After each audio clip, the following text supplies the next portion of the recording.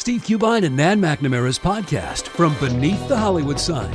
Wife pulls out a box and gives McAllister a ring, saying, "Here's something to remember me by." Daryl Zanuck hit the roof. Mary Astor has been keeping a diary. This torrid affair with George S. Kaufman is chronicled on a daily basis. Talking about the actors and actresses who won an Oscar on their very first film. Get your fix of old Hollywood on the podcast from beneath the Hollywood sign. You're listening to an Airwave Media Podcast. Hello, this is Mick Sullivan, and this is The Past and the Curious. And this is the last episode of 2025. And this episode is about misers. We'll go into a definition of what it is to be a miser, but I'm sure you have an idea, or when you hear the stories, you'll recognize the characteristics of what makes someone a miser. This episode features two stories, like most other episodes of The Past and the Curious. And the first one is about a man named Charles Dickens and the real-life inspiration, a man named John Elwes, who may have been the inspiration for Scrooge. And this episode ends with the story of Yossele. I hope you enjoy this episode of The Past and the Curious. And this is the last time I will say this. Oh, well, just did it. Okay, well, let's go.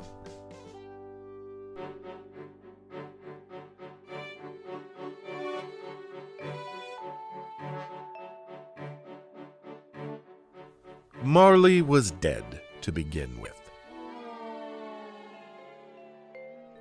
These are the words that greet you when you first open the cover of a famous author's famous book.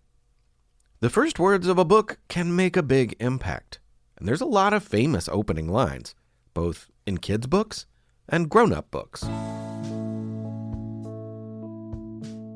Just listen to these opening lines and see if you recognize them.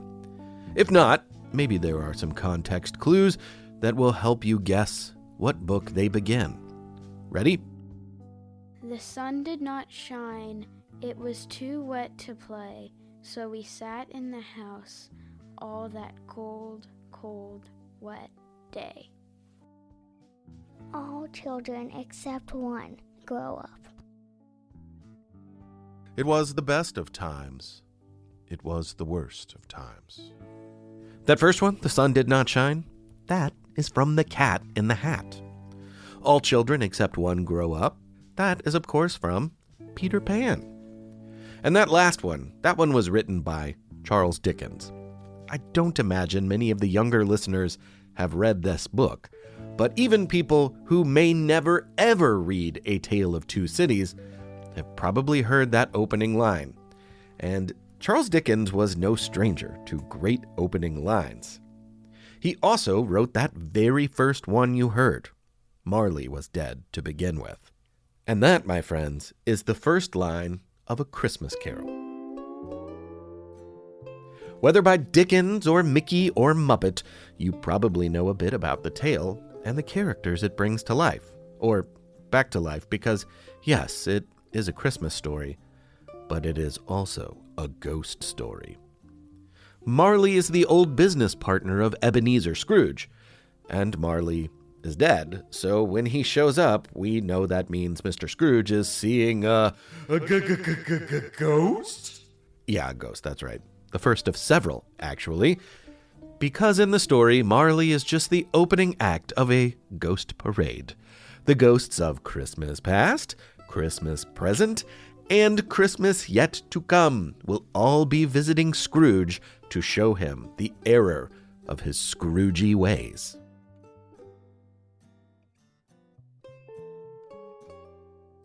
Amazingly, it only took Charles Dickens 6 weeks to write A Christmas Carol, but his publisher wasn't very excited about paying to print it. Mr. Dickens had already written some popular stuff, real bangers like The Life and Adventures of Nicholas Nickleby and Oliver Twist. But his most recent book, about a young man named Martin Chuzzlewit, was kind of a dud. Mr. Dickens, don't you chuzzlewit me, sir. I cannot abide another chuzzlewitting. Yes, I understand. Tell you what, I believe I'll just pay for the publishing of A Christmas Carol myself. That way, if anyone is chuzzlewitted, it shall be me. Charles Dickens himself paid to print and publish the book. So yes, A Christmas Carol, one of the most famous books in the world, was originally self-published. It was released on December 19th, 1843, in London, England. But there would be no chuzzlewitting. Dickens had 6,000 copies printed, and by December 24th, Christmas Eve, the book was completely sold out. People loved it. It was an instant classic, and one that was inspired by the hardships of the poor of the time. Dickens was moved by what he saw in society, in particular the way children, growing up poor with no security, also had no education or health care. What would that mean as they grew up? Bad things, he believed. But while the inequality around him was a big inspiration, many people believe that an actual, once upon a time, real-life, living, breathing man who was quite well known was the inspiration for the main character, the miserly Ebenezer Scrooge. A miser is a person who hoards wealth and spends as little money as possible. And though he died decades before A Christmas Carol, the life of John Elwes lived on in British legend. Because for much of his life, John Elwes was known to be a world-class miser. He came by it naturally. His mother was miserly, as well as his uncle, who left him his fortune. And it was quite a fortune. Thanks to his inheritance, John Elwes became lavishly rich. But you would never know by looking at him. He wore old clothes until they fell apart on his body.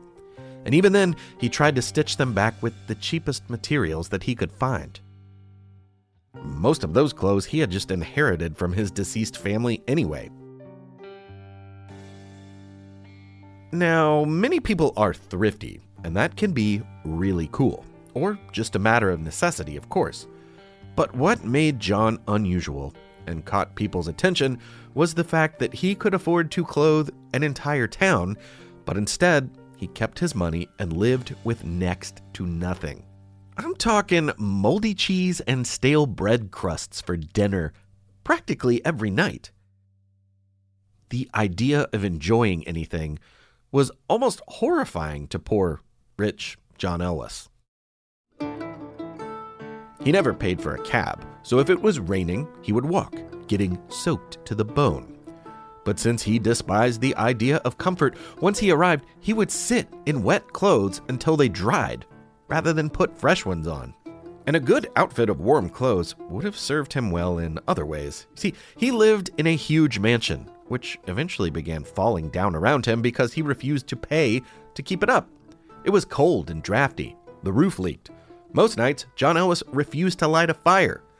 Coal and wood both came at a cost, and he did not want to spend even the tiniest amount of money. Instead, he'd just walk around, pacing back and forth if necessary, to keep his body temperature up.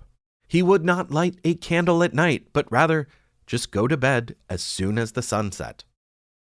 These penny savings added up, he felt, and since he lived in fear of financial ruin, he kept every little cent he could, and in doing so, he grew isolated, shut off from many of the people around him. He was well known, though, because of his inheritance. He was one of the wealthiest men in his area just outside of London. This led him for a time to politics. He was elected to Parliament in 1772, but while he was one of the wealthier men in a group of wealthy men, he stood out for other reasons. His wig, like those traditionally worn by parliamentarians, was messy, tattered, and ill-fitting. That's probably because he found it tangled in twigs on a hedgerow during one of his frequent walks home. Maybe someone lost it walking through the trees, snagged by a stick unbeknownst to the original owner. Or perhaps it blew off the owner's head and nestled like a powdered, stringy bird's nest in twiggy branches.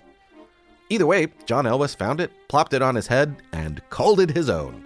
Even if it was a little tattered, that never mattered, at least not to John. He never paid for fancy meals like the other parliamentarians. Not that he wouldn't eat one if someone else was paying, but he sure as the Dickens wasn't going to open his wallet. Once, he and another man were heading home on horseback when they saw a toll collector on the road up ahead.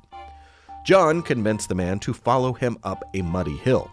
The other man was nearly hurt on the steep, slippery slope and complained to John about the path that they had taken. But John was not sympathetic. Danger mattered little to him if he could save himself some money.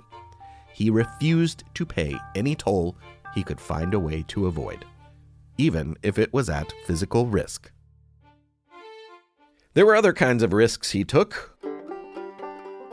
Walking home a different time, he happened to come upon a rat pulling a dead bird from out of the river. There is no telling how long it was dead, or what germy creatures had already had a bit of it themselves, but it was clear that the rat intended to chow down on the remains of this dead bird. Well, not if John had anything to say about it. Hey, a free meal is a free meal. So John snatched the bird from the rat and carried it home, where he instructed a servant to cook it for him for dinner that night. John Elwes was unlike Ebenezer Scrooge in two ways. I mean, maybe more. It's doubtful that Dickens would have ever considered writing a passage about Scrooge wrestling a rat for a free rotten meal, but that's not the point. In matters of character, there are two differences to point out. Though he was never willing to spend money on himself, it is remembered that John Elwes was at least willing to occasionally loan money to friends. This was a matter of etiquette, and was expected at the time from a wealthy man, such as himself. However, the other, bigger difference between Ebenezer Scrooge and John Elwes is that John never learned from his miserly ways. As he grew older, it was the opposite. He grew even more obsessed with the idea of losing his wealth, while also denying himself nearly everything, including medical care. He died rich, but lived miserably. One can't help but wonder if he would have considered changing his ways if he knew how his life would ultimately go. That yes, he died with a fortune, but that fortune helped very few during his life, and then remained on Earth after he was gone. Anyway, most historians agree that John Elwes was a big inspiration on Charles Dickens, and Ebenezer Scrooge is now a character that shows us what kind of redemption is possible when one opens their eyes to the world around them. And John Elwes wasn't the only famous miser of the past. After the break, you'll hear about one from a century before, but with a more surprising end.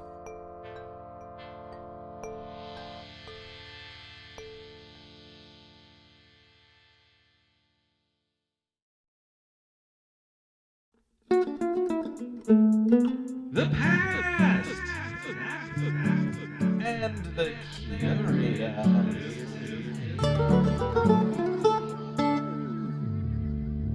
You Have 30 Seconds this month was sent in by Bennett Funk. Bennett, take it away. The Mongol Empire was founded by Genghis Khan in 1206. In the next 21 years, Genghis conquered most of China and Central Asia. He is sometimes considered the best military commander ever. Genghis had three successors as Great Khan, Ogadai, Guyuk, and Monkey. During their rules, the empire covered most of Asia and some of Europe. After Monkey died, the empire fractured into the Great Yuan, the Chagatai Khanate, the Ilkhanate, and the Golden Horde. The Mongols used their horse archers to defeat their opponents, but infighting was their downfall. The last Mongol successor state, the Yarkand Khanate, fell in 1705. Nice work, Bennett. Yes, thank you so much. Thanks for your great submission. Thanks for your patience. I love it. I want to know more. If you would like to be like Bennett, all you got to do is come up with a story that you want to tell. Tell it in 30 seconds and send it to me, a recording of it to me.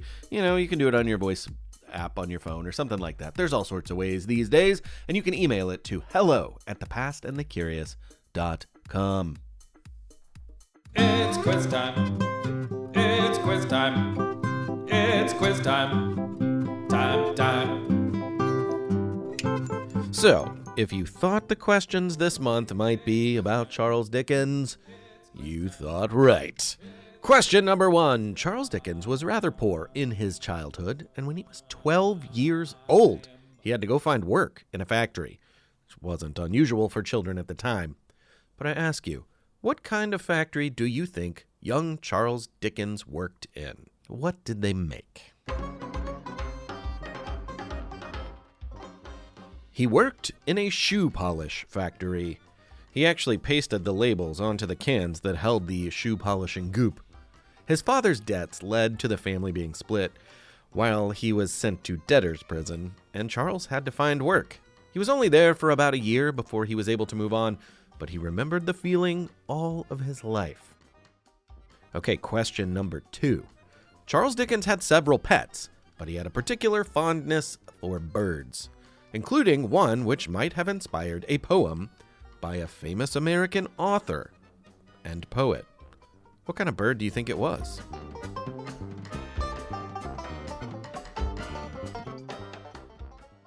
Why, it was a raven, of course, named Grip. The raven was actually featured in one of Dickens's books, which was reviewed by Edgar Allan Poe, who soon after wrote his famous poem, The Raven.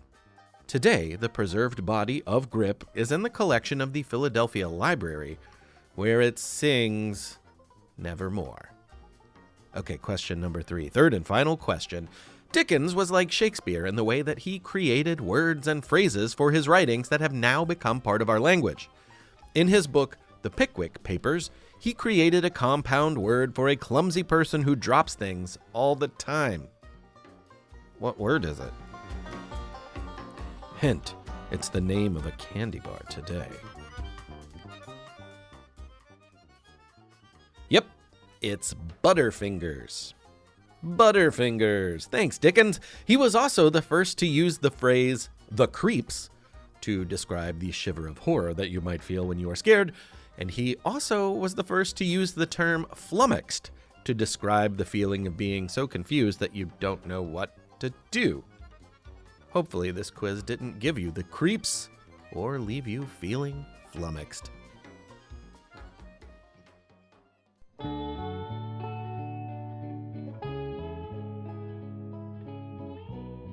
The city of Krakow is one of the oldest in Poland. People have lived there since it was a tiny little hamlet way back in the 900s. So that's well over 1,000 years of people in one place. And in the many, many years that have followed, lots of people have helped it grow into one of Europe's great old cities. Now, if you add time and people to a place, that recipe is going to cook up a lot of stories. People like to tell stories, and sometimes the stories are 100% true. Sometimes not so much. But oftentimes a legend lands somewhere in between, like this one. An old city like Krakow has old cemeteries, and the Rema Cemetery is certainly old. By 1850, it was so full that they had to call it on new burials. People were really dying to get in there, if you know what I mean. But there was no more room. The first burial happened way back in the 1500s. It filled up, and no one has been buried there in the last 175 years. The community had to find new places to bury their loved ones, but the cemetery is still visited, not just for its historic beauty, but because of who is buried there. It is common for Jewish people to leave a small stone on top of an important grave when they come to pay their respects. These visitation stones are a way to honor and remember the person buried there. And one grave at Rema Cemetery, written in Hebrew like most of the others there, stands out. Near the rear of the cemetery today, it is easy to spot because of the many small rocks piled on top of it. It is surrounded by many of the most important rabbis from the area, but this is the tombstone most people come to see. It is probably the most visited grave in the whole cemetery, and it belongs to a famous miser named Yossele.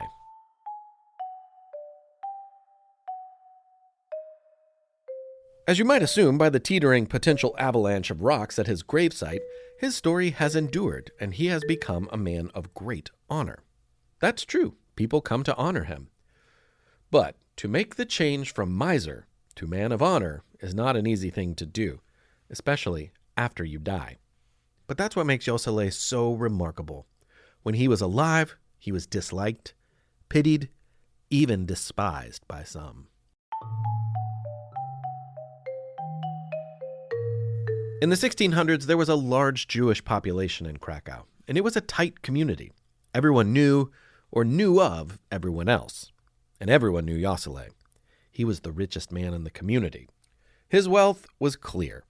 So was his unwillingness to share it. When people would approach him on the street, asking for a donation to help with this charitable cause or another, he would often seem to be suddenly overcome with violent sneezes that never seemed to end. I'm sorry. I can't hear you over the sound of my own sneezing. Oh, come on. Those are comically fake sneezes. Are you just trying to avoid me, sir? There is nothing funny about my sneezes, I assure you. I am leaving. Or when someone asked for money to buy bread, he'd find another excuse. No, I've just run out of money. You're 5 minutes too late. I have nothing left today. That, of course, was as untrue as the phony sneezing fit. Yossele, despite his nice house and vast fortune, was as miserly as they come. Every appeal to his heart was met with a cold no. Nope. A door slammed in the face, or a silent refusal. After a while, the people of town just gave up. He would not share his money no matter what. So he lived alone, shunned from the community, and he was perfectly fine with that. But at some point, news began to spread around town that Yossele was not well. He was sick and dying. The people of the Jewish community in Krakow believed that if he was dying, he might change his ways. In hopes of getting right with his God, he may finally open up his heart and his pockets to the community around him with their many needs. Were they right? They were worse than right. They were wrong. Yossele's answer was still no, over and over again. No after no after no. Pardon me, but can I trouble you for a... No. Excuse me, sir, can you? No. Please, sir, just a... No. He probably said no with his last dying breath. No. And when he died, the people around him probably felt the urge to say no themselves. No to burying him with honor, that is. No one mourned him. What honor should a miser like him have? Finally, he was buried in the back of the cemetery with little fanfare or even notice. But in the days and weeks that followed, people noticed some other things. The widows in town, who had always found a loaf of bread at their doorstep, found their stoops empty when they opened the door. Poor families who had always somehow had coal in their coal bin soon ran out of fuel. As their homes grew colder and colder, they wondered what happened to the supply that had previously never seemed to run out. Stories like this poured in. There had always been coins and toys for the orphans, clothes for the needy, and milk for the families. It was mysterious, but no one had ever gone looking for an explanation as to where these gifts came from. But now they were gone. After discussing the strange changes with the rabbi, it dawned on people. Yossele had been helping them all along. He had kept the people of town fed, warm, clothed, and sheltered, but not a single person had even known it. He had done it in secret and with no desire for recognition. Now that he was gone, it was clear. According to the story of Yossele, who became known as the Holy Miser, the important Rabbi Yom Tov was so moved by his story that he requested to be buried in the back of the cemetery with Yossele. Now, where the truth of this story begins and ends, it is hard to deduce. A few historians have pointed out that the rear of the cemetery actually once was the front. There was an entrance by the rabbi and the holy miser, but when the section was full, they moved the entrance to another part of the cemetery to make new burials more accessible. It wasn't a slight. Forgetting this, years later, people began asking why such important rabbis were buried in the back. Didn't that seem disrespectful? Some say that the story of Yossele was told, perhaps fictitiously, as an explanation for this. But as with many things, it's hard to know for sure. There certainly is a gravestone for Yossele, and it certainly has been covered in stones for a very long time. So who's to say at this point? Whatever the case may be, the story of the Holy Miser is a chance to remember that many people are charitable, and there's different ways to do it. Some believe that charity without recognition is very honorable. But for many of us, when we see someone being charitable and kind, it can inspire us to follow their lead and be charitable and kind ourselves.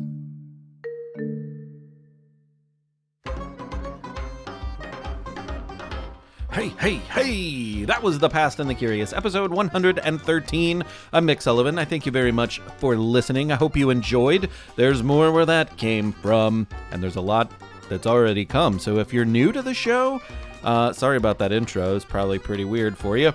But if you are new to the show, there's 100 plus 113 episodes and bonus episodes in the Underwear Chronicles sitting out there waiting for you. If you're not new to the show and you're excited about it, then you know what you can do. You can tell somebody. That really helps spread the word. Speaking of people to thank, I do want to thank a couple people. Bennett Funk, great job on You Have 30 Seconds. Also, I needed some voices for the episode, so I looked around my house and I grabbed the two closest children, who were mine, as it would turn out. Owen and Ben Sullivan, thank you for your help with the reading, the titles, the begging Yossele for something. Very good. And I also have some Patreon people to thank. Coolest name ever? Maybe. Anders Stangeland. Hope I'm saying that right. Stangeland, I'm guessing. Anders, I'm so glad you're out there. Hello to you in Alberta, Canada. That is the coolest. I'm so glad that you are there and listening. I bet it's amazing. I bet that's an amazing place to be. You have to tell me something about it sometime. I'd love to hear all about it. So thank you, Anders. Also, I have to thank, as I do every January, New Year time, end of year, December, Colleen and Phoebe, thank you once again. I'm so glad that the show has continued to matter to you. And it's always such a kind gesture. I really appreciate it. So my love to you all. My love to everyone. I hope that 2026 brings us the things we want and some peace and joy and opportunities to pursue the things that make us happy and make the world better, right? So let's see what we can all do. I will have some big news coming soon. There is a book on the horizon. It is not going to be a published, like big release sort of thing. I'm going to run another Kickstarter. So I want you to keep an ear to the ground. I will be making announcements about that soon. And that also means that there's going to be some in-between episodes too. If you remember the Underwear Chronicles, I'm going to be coming at you with some extra content. Yeah.